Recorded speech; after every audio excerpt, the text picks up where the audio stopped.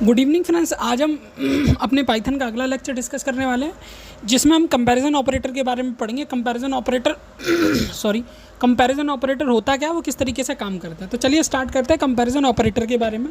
सबसे पहले हम डेफिनेशन पढ़ेंगे कंपैरिजन ऑपरेटर होता क्या है। देखिए, कंपैरिजन ऑपरेटर जब हम प्रोग्रामिंग में यूज़ करते हैं जब हमें दो डिजिट्स का कंपैरिजन करना होता है। ठीक है, लिखा है comparison operator are use to compare two values. जब भी दो वैल्यूज़ को आप कंपेयर करोगे तो आपको कंपैरिजन ऑपरेटर का यूज़ करना होगा। सेकेंड लाइन में मैंने लिखा है the result of A comparison operator is always in Boolean value, true या फॉल्स।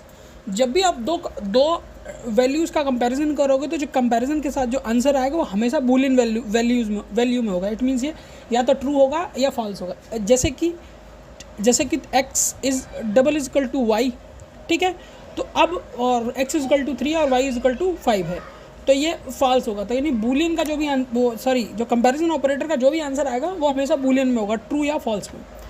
और they are mostly use in condition. कहाँ यूज़ करते हैं? कंडीशन में, डिसीजन मेकिंग में एंड लूप्स में। ठीक है, इन तीनों जगह हम इसका इस्तेमाल करते हैं। ठीक है, तो एक बार इनके एग्जाम्पल्स भी देख लेते हैं तो हम इस पूरी डेफिनेशन की बेटर अंडरस्टैंडिंग हो जाएगी। जैसे कि यह इक्वल ऑपरेटर, जी हाँ, इसको हम इक्वल ऑपरेटर बोलते हैं। जब इसका यूज़ किया जाता है तो हम इस तरीके से यूज़ करते हैं एज इक्वल ऑपरेटर वाई, जहाँ हमने x की वैल्यू रखी है 3 और x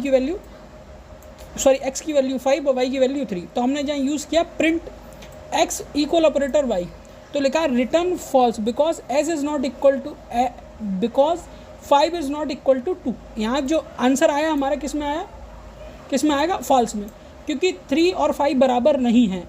यहाँ हमने 3 और 5 का कंपैरिजन किया क्योंकि हम कंपैरिजन ऑपरेटर के बारे में पढ़ रहे थे, और जो हमने ये यूज़ किया ये इक्वल टू का सिंबल था जिसका हमने यूज़ करके इन दोनों को कंपेयर किया। कंपेयर करने के बाद हमारे पास बूलियन वैल्यू आई, क्योंकि हमने पढ़ा था बूलियन वैल्यू ट्रू या फॉल्स में आती है। ठीक है, तो ये हमारा एक इक्वल ऑपरेटर को हमने कम्प्लीटली स्टडी किया। अब पढ़ते हैं नॉट इक्वल टू। ठीक है, इसमें हम पढ़ेंगे नॉट इक्वल टू, यानी ये नेक्स्ट ऑपरेटर है। ठीक है, ये सिंबल है नॉट इजकल टू का, नॉट इजकल टू, और इस तरीके से हम इसको अप्लाई करेंगे। ठीक है, x इज इक्वल टू 5 और y is equal to 3, print x is not is equal to y। ठीक है, अब इसका आउटपुट देखेंगे तो आप देखेंगे इसका आउटपुट आएगा ट्रू। क्यों? क्योंकि हमने जब हमने इस सेम कंडीशन को ऊपर वाले double is equal to operator में अप्लाई किया था तो हमें आंसर आया था फॉल्स, क्योंकि 5 और 3 बराबर नहीं है। बट यहाँ कंडीशन में भी यही बोला गया print x is not is equal to Y, यानी x और y आपस में इज इक्वल टू नहीं है, तो ये कंडीशन ट्रू होती है, तो यहाँ ट्रू आएगा। वही हमने सेम हमारा जो आंसर आया वो बूलियन में आया, बूलियन वैल्यू में आया। ठीक है, अब हम बढ़ते हैं ग्रेटर देन ऑपरेटर की तरफ। ठीक है, ग्रेटर देन ऑपरेटर का ये सिंबल है। ठीक है, अब इसकी तरह हम स्टेटमेंट की तरह इसको अप्लाई करेंगे, वही same x is equal to 3 और x इज इक्वल टू 5 और y is equal to 3 print किया हमने। प्रिंट करने के बाद हमारे पास वैल्यू आई 2, क्योंकि 5 ग्रेटर देन होता है 3 के, यानी 5 ज़्यादा होता है 3 कम होता है। तो ये 3 ऑपरेटर। अब हम आगे बढ़ते हैं कि टोटल हम पाइथन में जो यूज़ करते हैं वो 6 ऑपरेटर यूज़ करते हैं। तो अभी हमने ग्रेटर देन पढ़ा था, अब हम पढ़ते हैं लेस देन। सेम वही हम प्रोसेस करेंगे और यहाँ वैल्यू आएगी फॉल्स। ठीक है, क्योंकि 5 लेस देन होता है, 5 इज़ नॉट लेस देन 3। ठीक है, सेम वही कंडीशन में इस्तेमाल की और वही हमने डिजिट्स यूज़ किए। अब आते हैं ग्रेटर देन और इक्वल टू।